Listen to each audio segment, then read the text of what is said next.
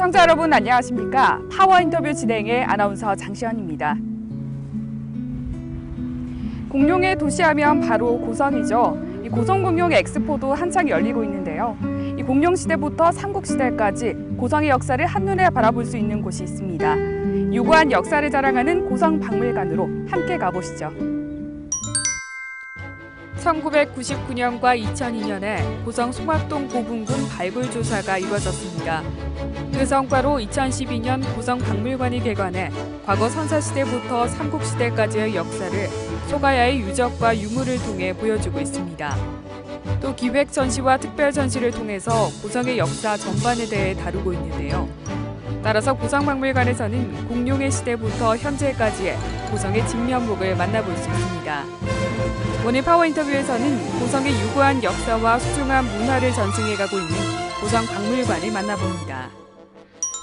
네, 오늘 파워 인터뷰는 고성문화원의 정혜롱 위원과 함께하겠습니다. 안녕하십니까? 안녕하세요. 네, 반갑습니다. 반갑습니다. 네, 먼저 시청자분들에게 소개 말씀부터 부탁드리겠습니다. 네, 하나방송 시청자 여러분, 저는 고성에서 시와 소설을 활동하고 있는 작가 정혜롱입니다. 이 고성의 역사를 한눈에 바라볼 수 있는 것이 바로 이 고성박물관이라고 들었는데요. 이 고성박물관에 대한 소개 부탁드릴게요. 네, 우리 고성박물관은 동아대학 쪽 박물관에서 1999년부터 2002년까지 고성 송악동 고분을 발굴했습니다. 그리하여 거기서 많은 유물이 다량으로 출토대응을 해서 세상을 깜짝 놀라게 했죠. 그래서 종전에는 고성에서 발굴되는 유물들이 다른 지역으로 가서 전시가 되었습니다. 그리하여 이 고성 향인들로부터 이 지역에 출토되는 문화유산이 고성에서 전시되는 것이 어떻겠느냐, 그러한 여론이 일어났거든요. 그리하여 2006년도 사적 보존 양식에 따라서 여기에 박물관을 건립해야 되겠다. 그리하여 2012년 5월 17일 날 드디어 박물관이 오픈되었습니다. 이 전시 공간에는 두 가지 상설 전시 공간과 기획 전시 공간이 있습니다. 상설 전시 공간은 선사시대부터 사만까지의 고성에서 출토된 유물을 보관하고 있으며 송악동 고분군과 또 내살리 고분군을 살펴볼 수 있는 그런 공간이 마련되어 있습니다. 기획 전시 공간은 매년 다양한 그런 특별한 전시를 함으로 해서 고성 국민들에게 그 고성의 정체성과 자긍심을 살려줄 수 있는 그런 공간이 마련되어 있습니다. 네, 지금 우리가 이렇게 자리하고 있는 이 공간은 어떤 곳인지 한번 소개 부탁드릴게요. 이 공간은 1층 전시 공간으로서 현재 우리가 보고 있는 이 사진은 고성 송악동 고분군을 발굴할 당시 그 생생한 현장을 사진으로서 기록해놨거든요. 그래서 이것을 지금 기획 전시란 명목으로 이곳을 찾는 사람들에게 전시를 하고 있습니다. 네, 그렇습니다. 네. 그러면 이제 고성의 역사는 또 3000년이나 되는 가야의 또 수도로서 또 유명한데요. 고성의 역사, 문화 어떻게 되는지 한번 설명해 주세요. 그렇습니다. 우리 고성이라는 지명이 사용되게 된 것은 신라 경덕왕 16년 서기 757년입니다. 그러니까 지금부터 약 1259년이라는 그 고성이라는 지명이 긴 역사를 가지고 있습니다. 고성이라는 지명 그 이전에는 중국의 진수가 편찬한 삼국지 위서동의전에 고자미 동국이라 했죠. 그것이 최초의 고성의 지명입니다.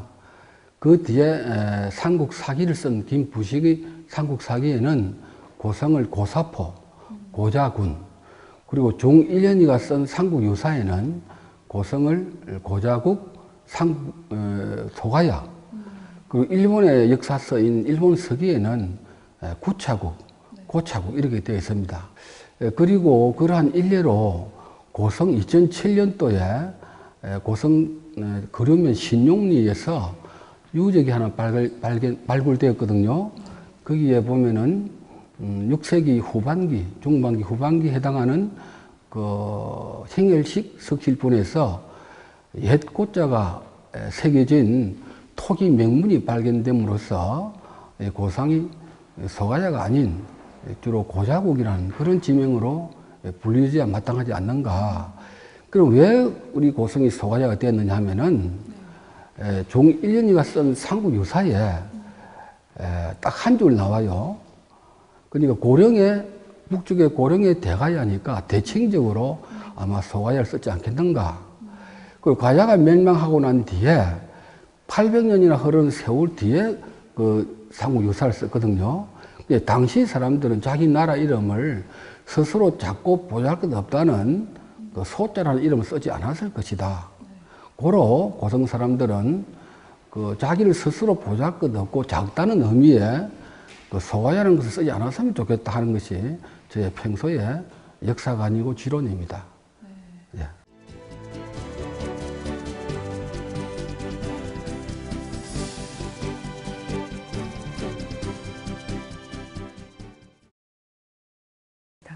그 고성박물관에 또 옆쪽에 자리한 고분이 눈에 띄는데요. 이 고분에 대한 설명도 좀 한번 부탁드립니다. 사실 이 고분은 제 어릴 때 유년의 놀이터였습니다. 그 당시 요 이름을 똥매산이라고 했거든요. 이 똥매산이라는 것은 그 내가 커서 보니까 독매산, 그 홀로 된 큰 무덤, 아마 그런 뜻일 겁니다. 그리고 그 산 이름을 무기산이라고 했거든요. 그 기생과 더불어 춤추는 산. 그러니까 고려시대 소위 말해서 고성군수, 그 당시는 고주자사라는 사람이 여기에 책임자로 되어 와서 요 무기산에서 기생과 더불어 춤을 춘 산이었습니다. 그래서 이 무기산 이 송악동 고분이 사적 제 119호로 지정이 되었는데 이것을 발굴을 하게 됨으로써 당시 유물이 많이 나왔거든요. 근데 그 유물들이 그 당시 고성 사회를 지배하던 그 고자국이나 또는 가야 시대의 지배 계층의 어떤 무덤이 아니었겠는가. 그리고 그 발굴할 당시에는 송악동 제1호 고분을 전방후원분이라 이렇게 알고 있었습니다. 전방후원분이라는 것은 앞부분이 모가 나고 뒷부분이 동그란 그런 형태인데 주로 일본의 그 고분에서 발견된 형태인데 일본 사람들이 왜 비상한 관심을 가졌느냐. 만약 이 고분이 전방후원분이라고 하면은 일본이 여기를 지배했다. 그런 결론에 이르게 되겠죠. 그러니까 이제 이 발굴해 본 결과 전방후원분은 아니고 세 개의 봉분이 서로 연접한 그런 봉분이었습니다. 그리고 이 송악동 고분의 구조적인 특성은 다른 가야 지역에서는 그 무덤을 쓸 때 그 팽지에다가 땅을 파서 석실이나 석관이나 또 목곽을 묻거든요. 그리고 그 위에 흙을 덮습니다. 그런데 이 고분은 그런 형태가 아니고 땅 위에 먼저 봉분을 쌓습니다. 그 쌓은 봉분 안에다가 석실이나 석관을 묻어서 그런 형태를 만들거든요.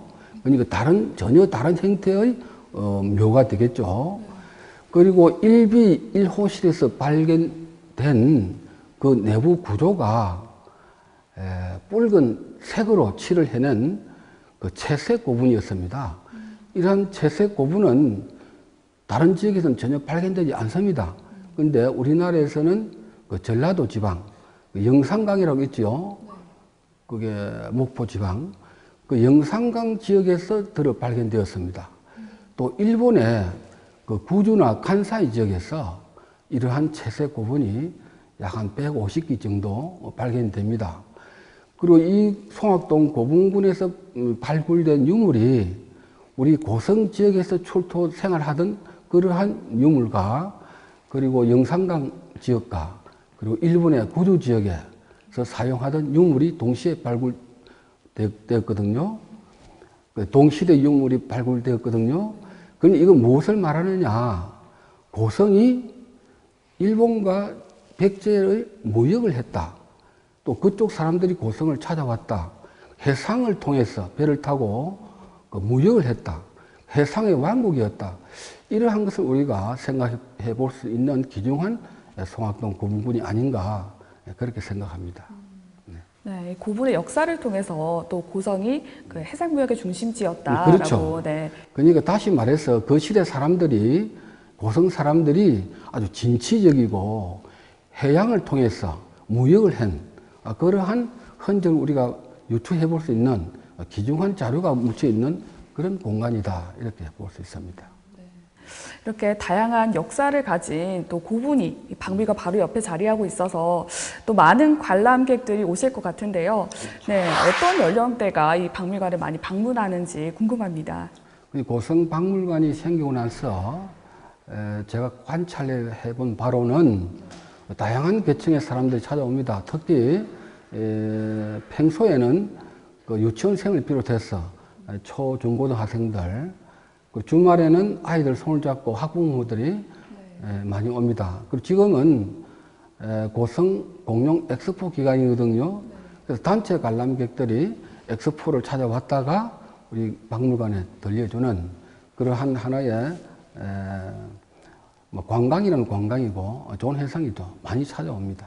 네, 고성 공룡 박물관과 연계해서 또 학부모와 아이들이 많이 박물관에 방문을 할 것 같은데요. 네, 이 아이들을 위한 전시가 마련되어 있는지 궁금합니다. 네, 그렇습니다. 아이들은 미래에 이 박물관을 찾아오는 주인이기 때문에 고성 박물관에서는 특별한 전시를 하고 있습니다. 뭐냐면은 고성 지역에서 출토된 유물 중에서 거의 국보급이나 보물급에 해당하는 조문 청동기, 즉 새의 형태를 새긴 그 청동판이 조그만 게 있습니다. 거기에는 새 42마리가 새겨져 있고요.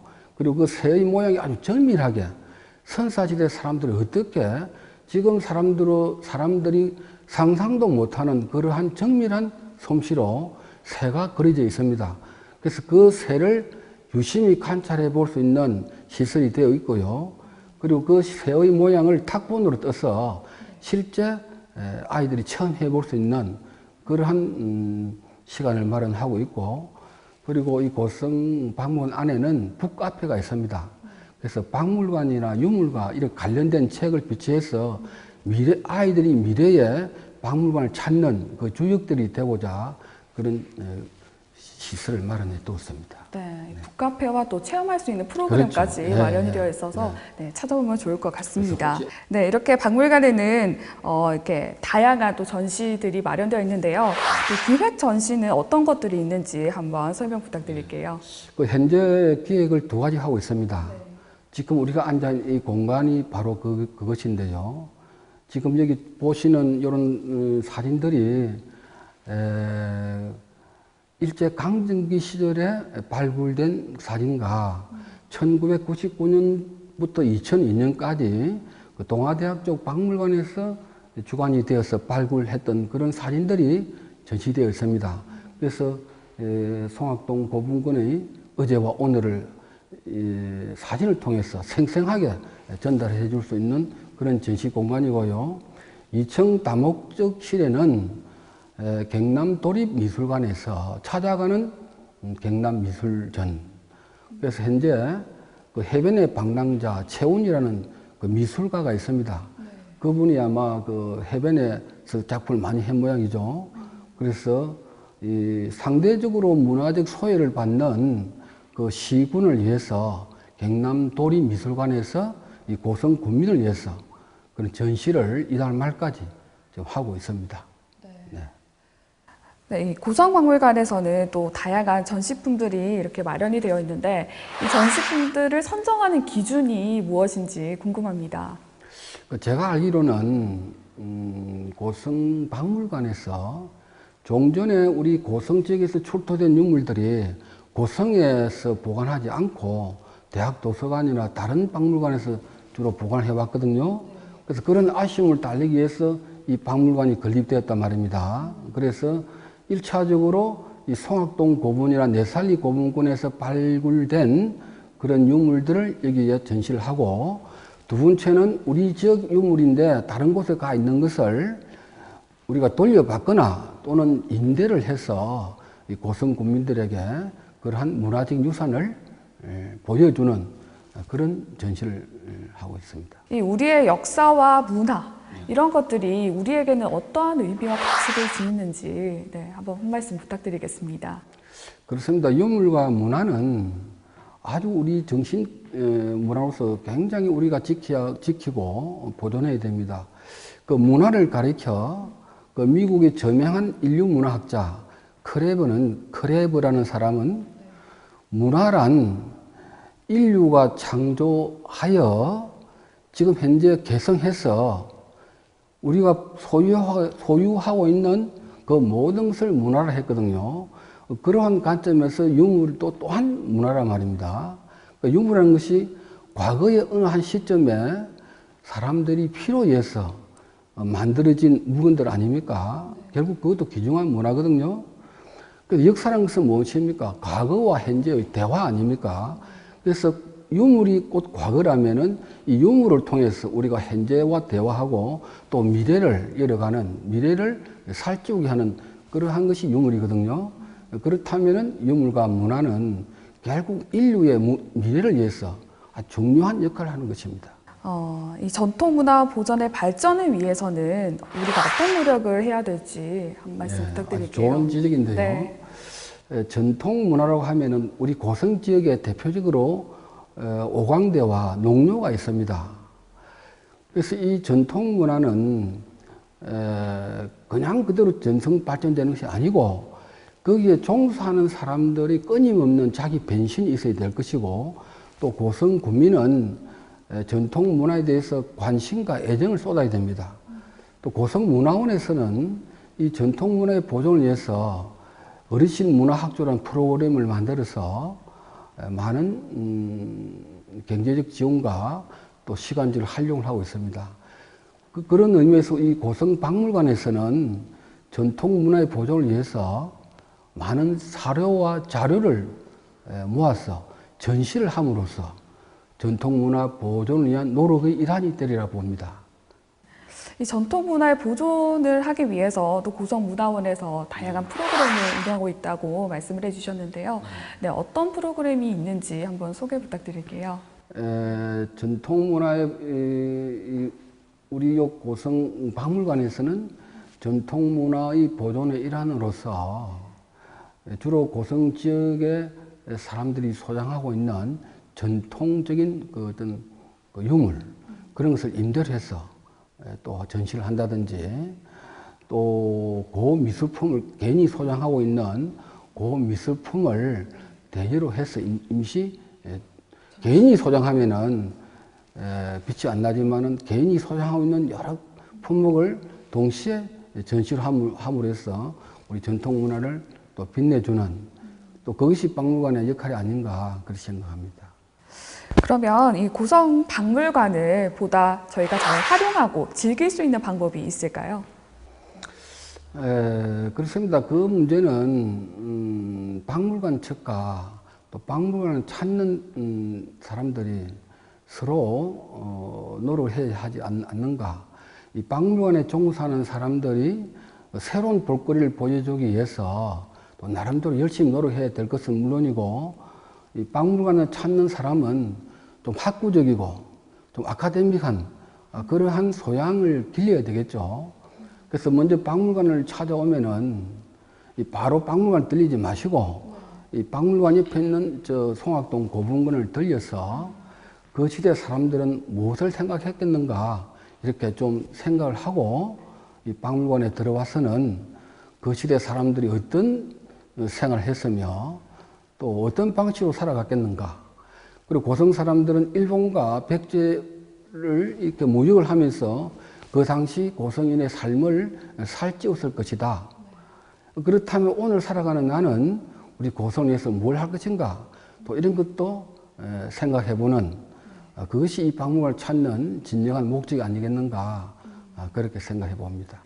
네, 마지막으로 고성 박물관에 대해서라든지 아니면 선생님께서 하시고 싶은 말씀이 있으면 한 말씀 부탁드리겠습니다. 예, 마지막으로 제가 드리고 싶은 말씀은 이 박물관과 통합고분군에는 저에게는 유년의 놀이터였고 아까도 말씀했지만은 고성 기생월이라는 기생이 바로 이 송악동 고분군 아래에서 살았습니다. 진주의 기생 농계가 적장 하나만 안고 죽었다면은 우리 고성 기생 무기정 기생월이는 임진왜란 전사를 바꾼 그런 뛰어난 총질의 여인이고 또 학문의 여인이었습니다. 그런 의미에서 우리 송악동 고분과 이 박물관에서 기생우리를 조명해보는 그러한 계기가 되었으면 좋겠습니다. 네, 오늘 파워 인터뷰는 고성문화원의 정혜룡 위원님과 함께했습니다. 감사합니다.